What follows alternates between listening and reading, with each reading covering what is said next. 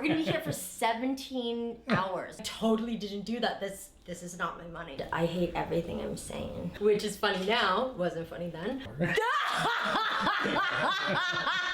Hi, I'm Emily Hampshire from Schitt's Creek, and I am here for Mood Magazine.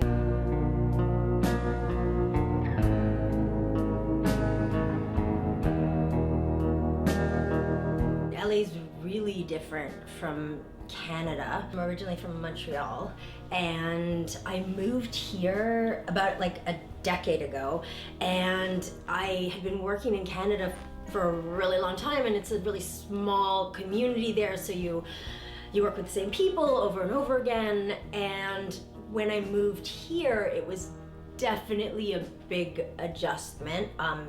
Just learning how to drive, that was terrifying, and going to auditions was very different than in Canada. We have this rule with the union where you have to hire a reader, and it has to be on camera, and I was used to that, and coming here, they do these things called like pre-reads and stuff where you're in an office with a casting director and no camera. When I moved here, it was kind of like starting over again, and I just suddenly started to break out in full body hives every time I walked into an audition room, which is funny now, wasn't funny then. So I told my agent that I couldn't audition anymore. I couldn't go in the room. I would put myself on tape, and he dropped me, which was totally fair, but my Canadian agent didn't drop me.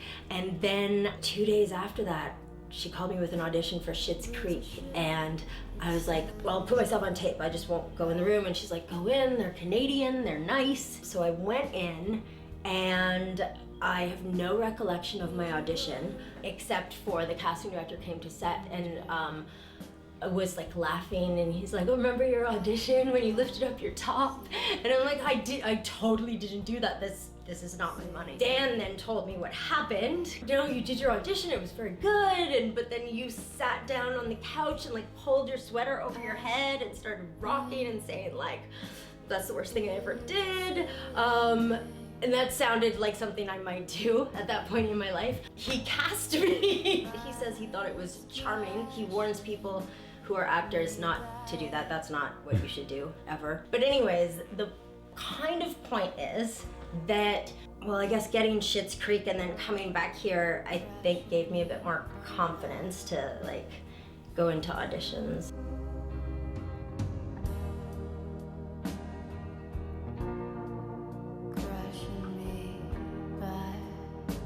I just always wanted to do good projects, like good writing to me, work with great people. I love working with great directors, and I guess it's not that I'm like I don't want to win an award, but I genuinely don't think of that. I think because I've been doing it so long that like success to me is really choice, like that I get to choose what project I do.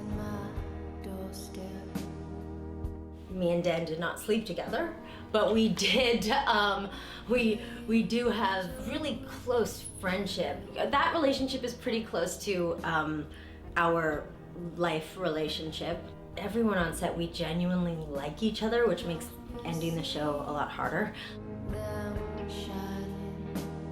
To me, it's really important to be involved in more than just the acting. Wardrobe to me is kind of everything. It does 85% of the acting for me. I couldn't imagine Stevie in anything but what she wears. I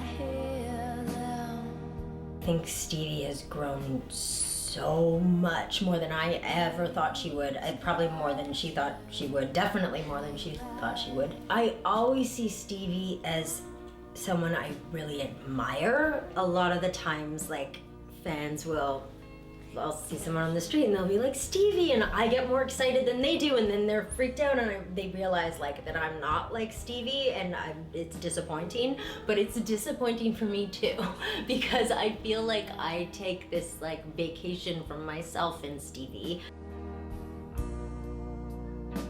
From the beginning, Dan had this mandate that there would be no homophobia on Schitt's Creek. Like in the town of Schitt's Creek, it just didn't exist. And I thought that was such a maverick move, because I would think if you wanted to make a stand against something like that, you would show like some problem happening or some gay bashing or something, and then you would deal with the problem. But it's so much smarter to show what the world can be like just without it. It just doesn't exist, and you know, it's great. It's like, it's fine. Everything works really well. It's not that it's an ideal world, it's that it's the right world.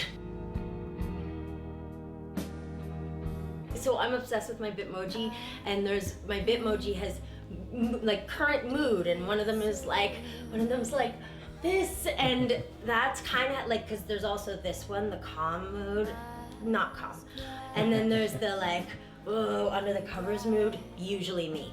This right now is like she's soaring though. You've got to see me, imagine me flying, floaty fly. Hey guys, thank you for watching. The issue is out now, so go check it out because I do a photo shoot and it's hot. Also, Schitt's Creek is out now too. I believe they're simultaneously out, so you're lucky.